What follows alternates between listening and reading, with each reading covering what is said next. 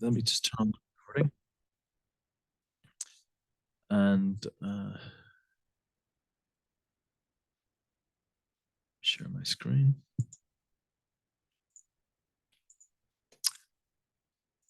So today we're going to do session 2. I did suggest in my email that you know, if you have time, just to go through it yourselves, because it is fairly self-explanatory, but I will go through it today anyway. Any questions on session 1 from anybody?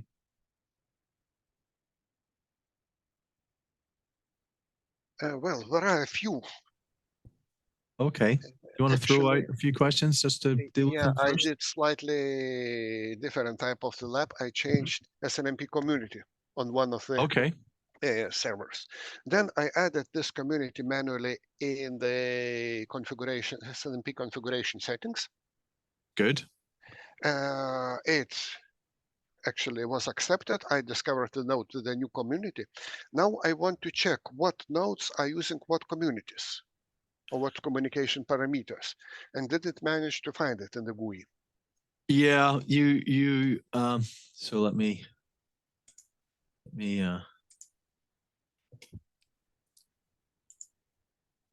yeah, so you actually need to put in the IP address of the server that you want to get the community names for here. Yeah, I tried and clicked lookup, but nothing happens. Oh, well, it should happen.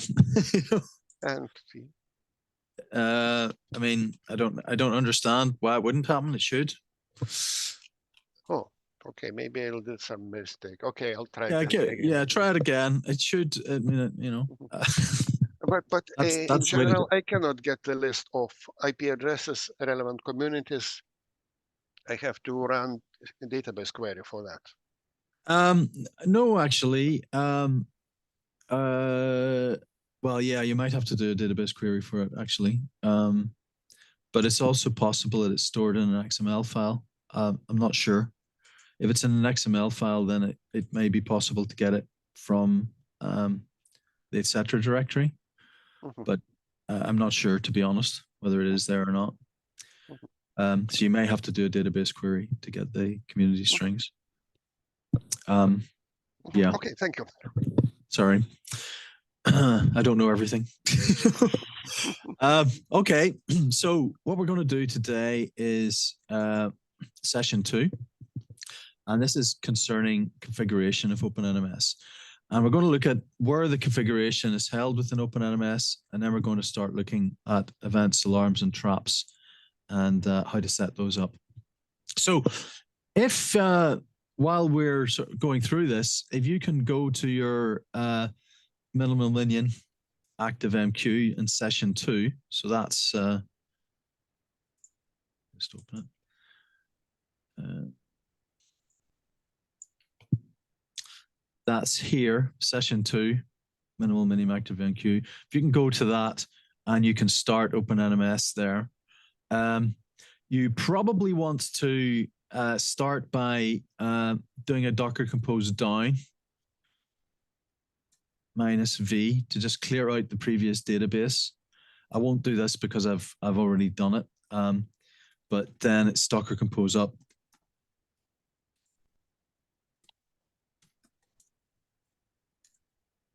-d, and you know, you sorry, too many Dockers.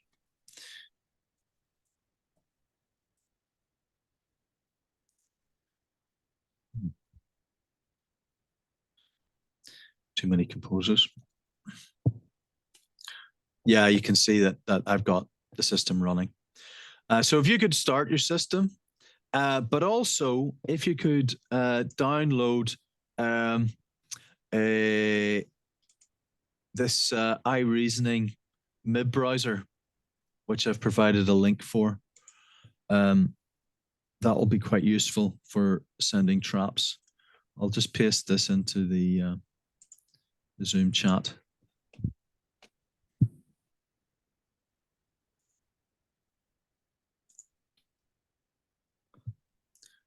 So if you can download that and install it, it's a very simple little application for generating traps and browsing. Okay, so get your OpenNMS up and running and install the iReasoning trap builder, and that'll set you up for the rest of the stuff. And I'll just carry on now with what we're doing. So first of all, I just want to show you the layout of files within OpenNMS. And the layout is substantially the same within OpenNMS containers as it is within OpenNMS virtual machine installs. So if I just log into the Horizon container and just do a PWD, you can see it takes me to user share OpenNMS, which is where OpenNMS is installed in this container. And then if I just do an ls, you'll see that there are a range of folders here that contain various things.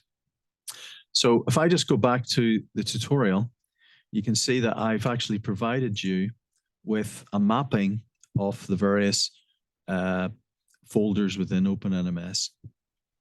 The bin directory contains the startup scripts for OpenNMS. So OpenNMS.sh is the startup script that is run to get OpenNMS running. But the install.sh is run to install OpenNMS if it hasn't been installed already. And again, that will be shown to you in the install instructions that we covered on Monday. There's also a send event.pl, which allows you to send events using a Perl script directly into OpenNMS, which is again quite useful. And runjava.sh just finds a Java virtual machine for OpenNMS to run. So whenever you install OpenNMS, first of all, you type run Java to find the JVM, and then you run install.sh to install OpenNMS with its database, and then OpenNMS.sh to actually run. So that's all in the bin directory. The contrib directory just contains a load of random contributions by various people. Some of it's useful, some of it's not, but it's there for people to look at if you're interested. The data directory is used by Carafe. So Carafe is a container framework that OpenNMS uses to run most of its processes. And whenever Carafe spins up, it stores its data actually in this data directory. The deploy directory is if you want to deploy a plugin, or indeed just a jar, to OpenNMS. If you drop it into the deploy directory, then Carafe will pick up that plugin and start it up running with OpenNMS. The etc. directory contains most of the configuration for OpenNMS, and I will come back to that in a sec. Instances is just another aspect of Carafe.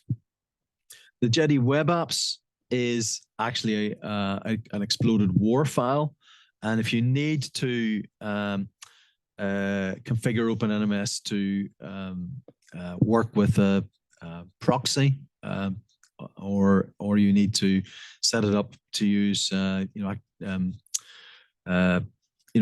Active Directory, for instance, for authentication, you would change some files in the Jetty Web Apps to do that. The lib directory contains all of the core libraries for OpenNMS and all its dependencies.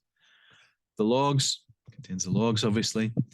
And then the share directory contains all of the data that OpenNMS actually stores itself.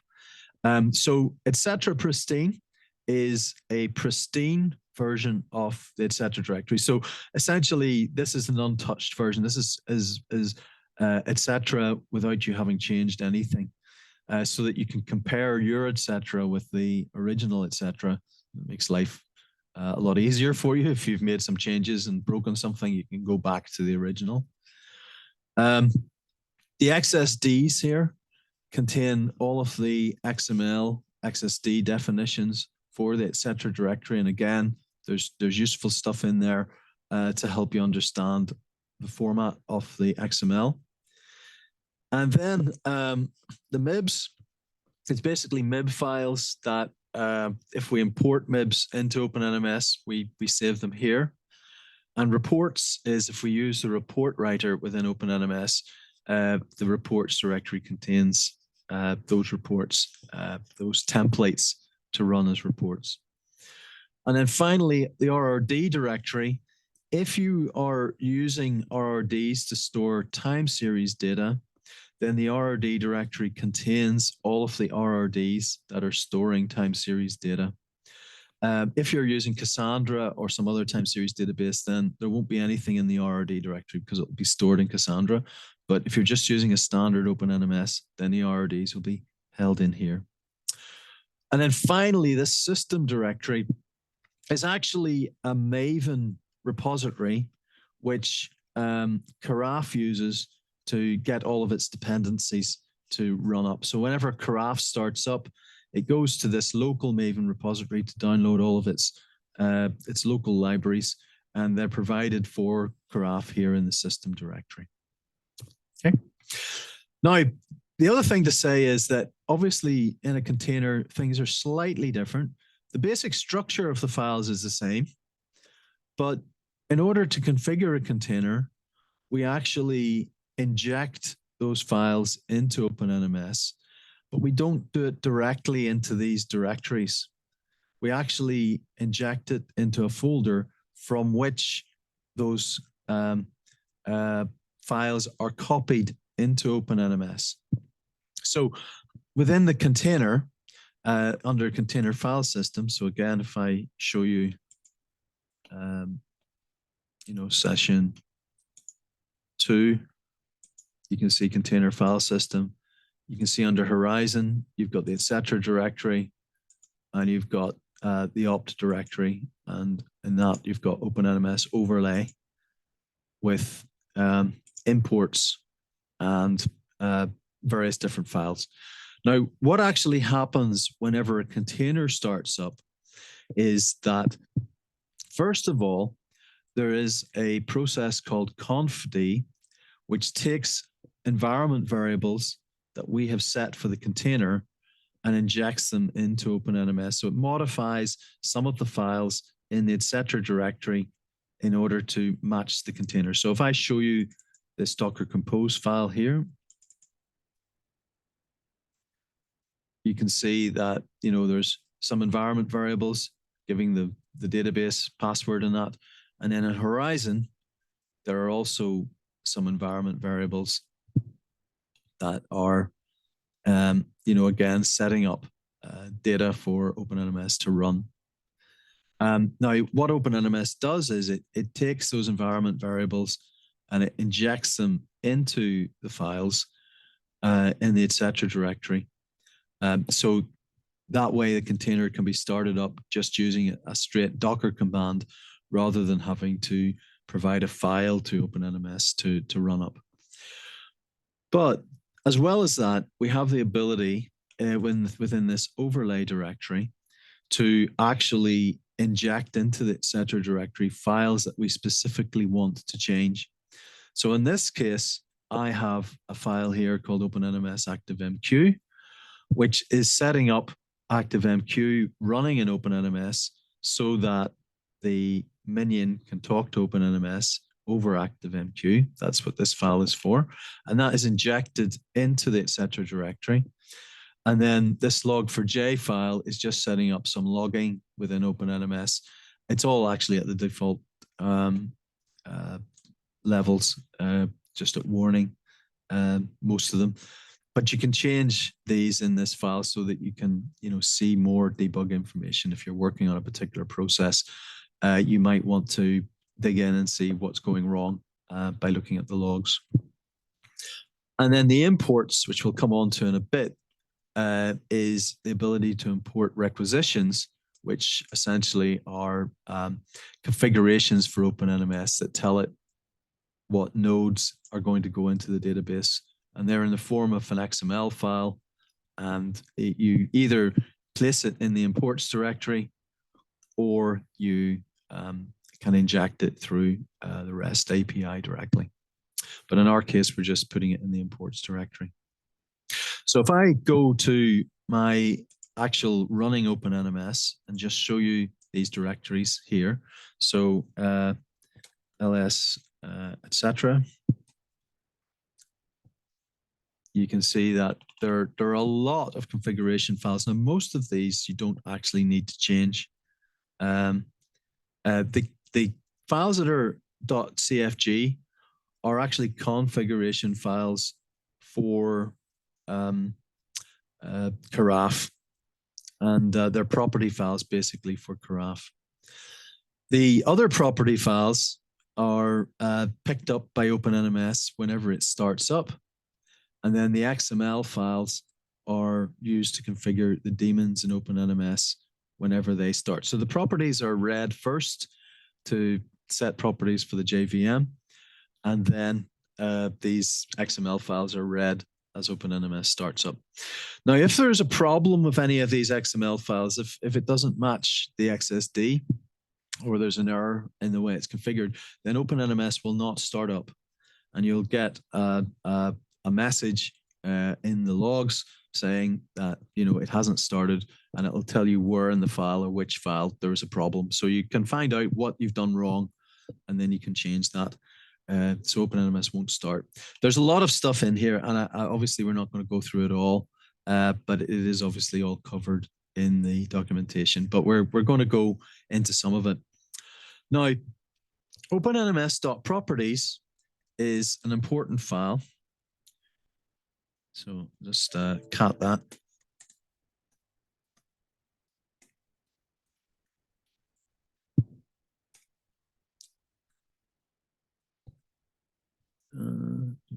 Oh, yeah.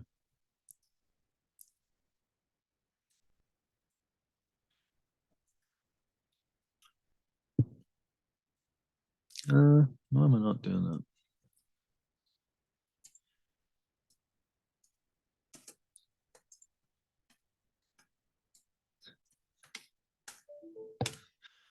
Okay, so you can see there's a lot of properties in here, and they're all commented out, but there's documentation associated with them. And there's lots of stuff in here, which again, I'm not going to go through in any great detail. We'll cover some of them later on, but again, it's in the documentation. But the key thing to realize is that there's also a folder called OpenNMS.propertiesd.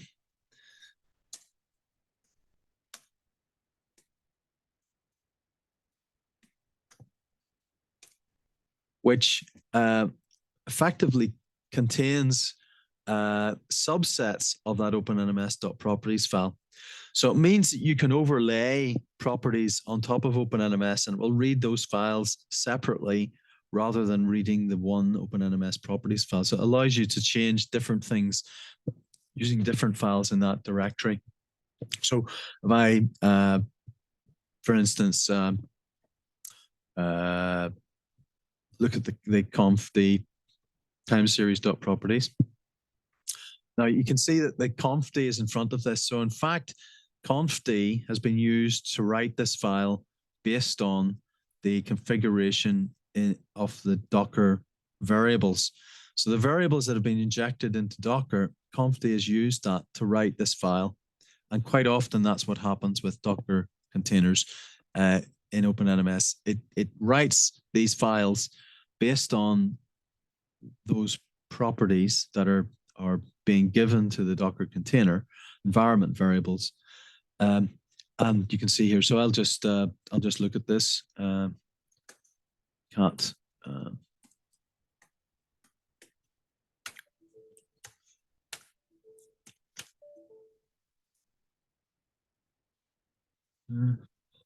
back.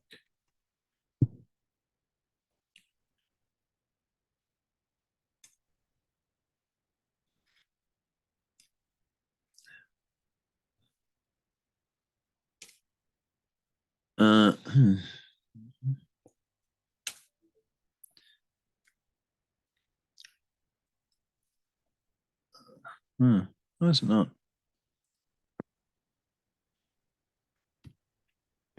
All right. Okay. You have to give another. I'm in the wrong directory. Yeah. Yeah.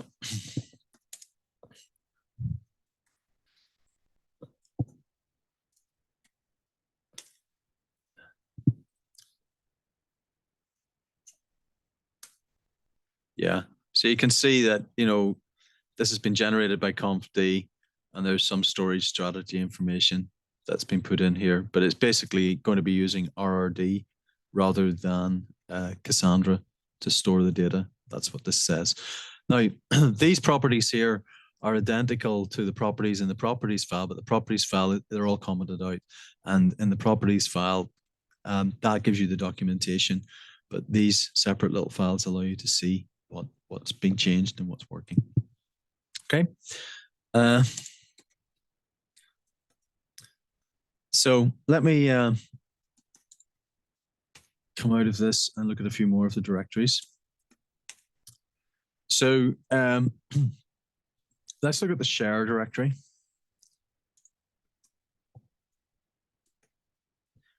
And if we look at the RRDs,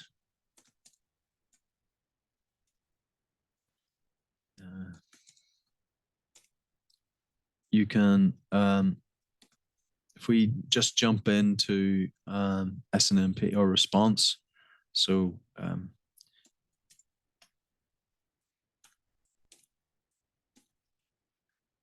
you can see that there are IP addresses and also machine names, depending on how it's been set up. And within those folders, so CD 127,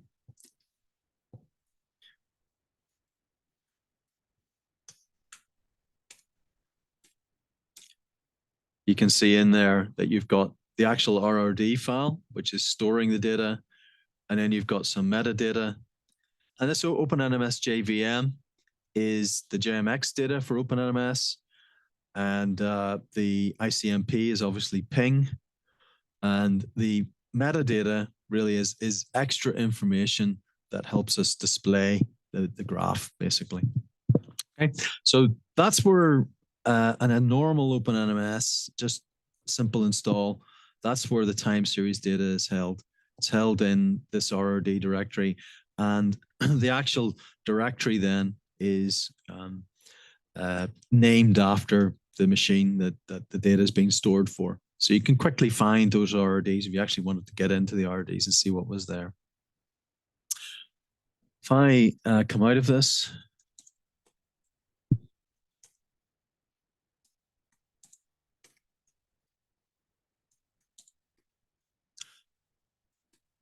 and we'll just look at the XSDs.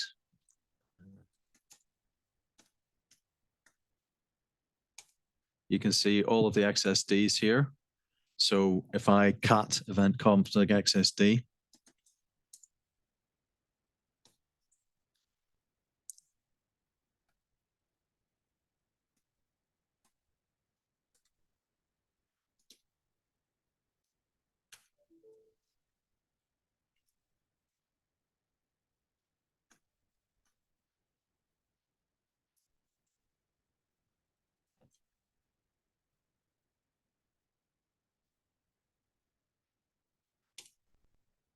oh, yeah.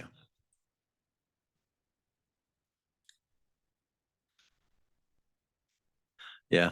So you can see that, it contains information that tells us, what is in the event comp file, gives us documentation as to what each of the fields mean. So if you are lost and you need to go and look at what the fields actually mean, quite often the documentation in this file will be the most accurate because it's actually part of the application. So worth knowing that that's there.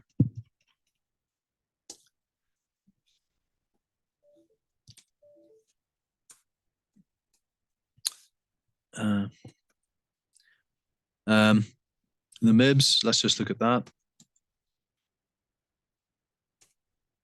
And there's nothing in there, so that's fair enough. And let's look at the reports.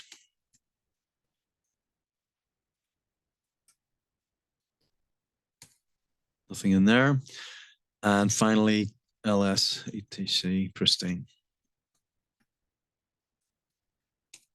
And you can see that's exactly the same contents as the etc directory, but completely untouched. So no changes to the configuration here at all. This is a standard config that comes with OpenNMS before it's ever been set up. So again, useful to have that.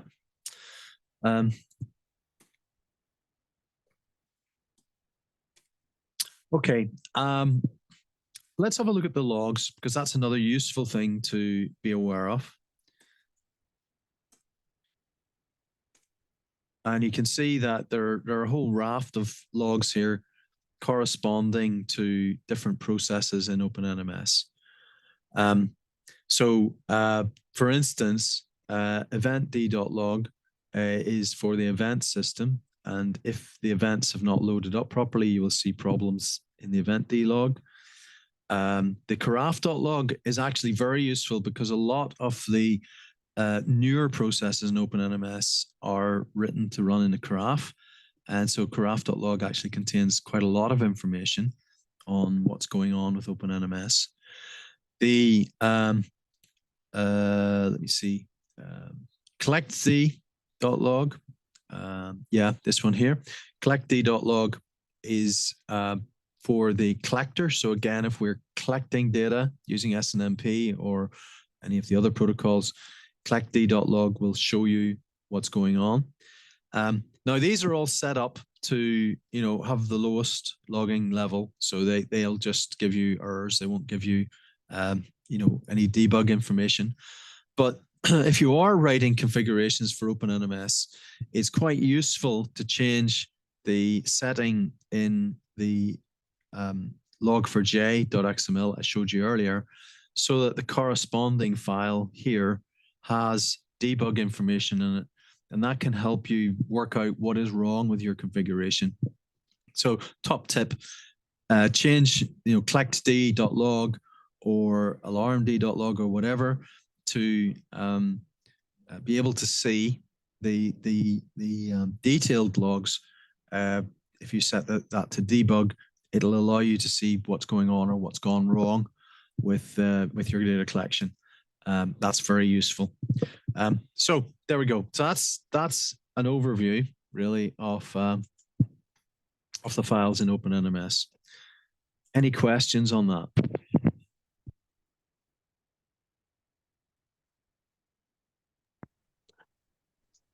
Craig, I have a question.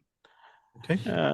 In a Kubernetes environment, when we deploy these logs, still it will be locally present inside the container, or it will go to the observability stack if anything like ELK or something is deployed? If you set up the log4j file to go to send logs to ELK, then that's where they'll go. Okay. So what you would need to do is set up the log4j file. That's this one here. Okay. Obviously, it's writing to files at the moment, but the way to send it to other places would be to change this so that it's writing to log4j or ELK or whatever. Okay. Okay. Thank you. Okay. Any other questions? And about ActiveMQ, is it working like OSGI module inside of Carafe, or it's a standalone? An ActiveMQ in this case is actually running inside Carafe. Mm-hmm. Now, we kind of recommend that this is really for demo purposes that you run, or for a very small system that you run ActiveMQ within OpenNMS. It works perfectly fine if you do that. But if you've got a lot of data, then it's probably better to have a separate ActiveMQ instance outside of OpenNMS and not configure the ActiveMQ here. Okay, so this is running in Carafe, and it's just a simple ActiveMQ container for demo purposes. But you can set up a separate ActiveMQ to run, and obviously Kafka as well. You can set up. I'm just using ActiveMQ because it's simple.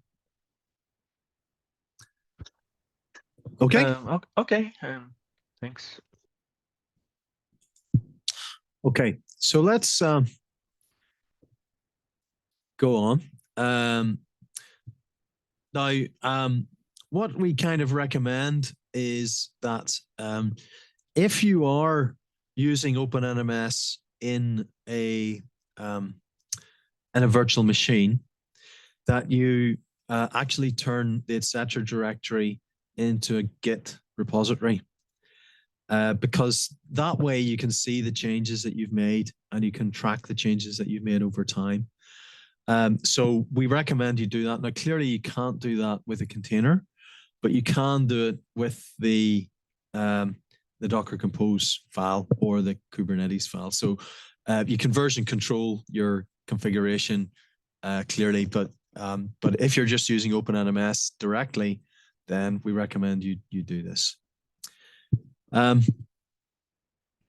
So the environment variables are injected into OpenNMS using confd, and confd is a separate little project. You can see it here that basically has templates that allow it to take environment variables and apply them to templates, and those templates then are what is injected into OpenNMS.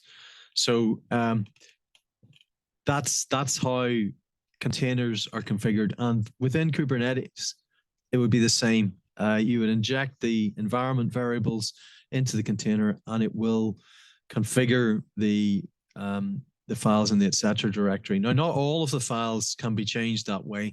Some of them have to be directly injected, and they tend to be the more complex ones. But things like the database passwords, stuff like that, would be generated using this confd. Okay, so the overlay configuration files then go into opt OpenNMS overlay, and any file that's in here will overlay on the OpenNMS etc directory. So if you put a file into that overlay, it will actually overlay. And if you're using confd, then it will overlay after you've done the confd. So that will be the overlay that will take precedence rather than the confd file. Confd. So basically, don't overlay a file that you've already configured using confd, because you'll write it. You won't want to do that. Okay. The other file in our OpenNMS directories is, you probably can't see it here, is the deploy directory. Okay, so if I had a plugin, which effectively would be a zip file, I could put it into that deploy directory, and that would be dropped into the Carafe deploy directory, and then that plugin would spin up. Okay, so from our Docker Compose, we can overlay our deploys, we can overlay our etceteras, and we can set particular environment variables that will also modify the configurations within OpenNMS. Okay, right. So let me go now to provisioning requisitions. Now, in session 1, we looked at how OpenNMS can scan the network and add any devices it discovers. But quite often, that's not what we want to do. We actually want to tell OpenNMS what services to monitor, what devices to monitor. And the way we do that is we use provisioning requisitions. And the provisioning requisitions are basically an XML file that allows us to configure OpenNMS. So if I go back to my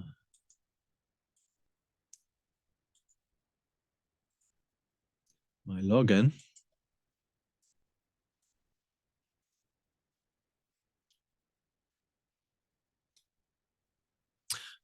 and I go to provisioning requisitions, you can see that there are minions in the requisitions. There's self-monitoring, and then there are test network requisitions. Now, this particular requisition here, the red one, corresponds to this file here in the imports directory. Okay, so that's been overlaid on OpenNMS, and you can see that that's the format in which it's set up. Now, if you edit this file using the UI, then you can modify it using the UI, but you can also just put it into OpenNMS and then synchronize from the UI, as we're going to do here. So if I just look at the configuration, you can see none of these devices have been imported. And I'm going to synchronize this, and I'm going to scan all of the nodes. So what it will do is it will actually scan all of the ports on the nodes and try and find out what services are there. So in my requisition, if I look at my requisition, you can see that under interfaces, if I look here, it only has ICMP. But what OpenNMS will do is it will scan all of the ports on that interface and discover anything else that is on that interface. So if I go back to my nodes list, you can see that now I've actually imported all of these nodes, and you can see that the actual SNMP information is being picked up, and it's actually discovered that node based on that requisition. Okay, now those requisitions can be injected, but they can also be posted into OpenNMS using the REST API. So same format, using XML. In fact, you can also use JSON, but you can inject those requisitions, and it will provision OpenNMS. We tend to recommend that you have no more than 5,000 nodes in any one requisition. You can have multiple requisitions, but any more than 5,000 nodes, the whole thing runs quite slow, and there's also a chance of things going wrong. So we recommend that you don't do that. You split your requisition up into separate requisitions of no more than 5,000 each. Okay, so what I'm going to do is I'm going to actually ask you to do this exercise 2.1, which is basically going through everything that I've done, but just doing it yourselves. And what I'm going to do is I'm going to ask you to work in groups together to do that. So in our Zoom, I'm going to put you into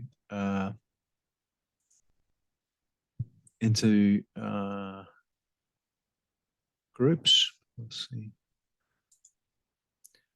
And ask you to work in teams of two. So one of you share your screen and do the work, and the other one observe what's going on, and give that a go. Give that exercise a go.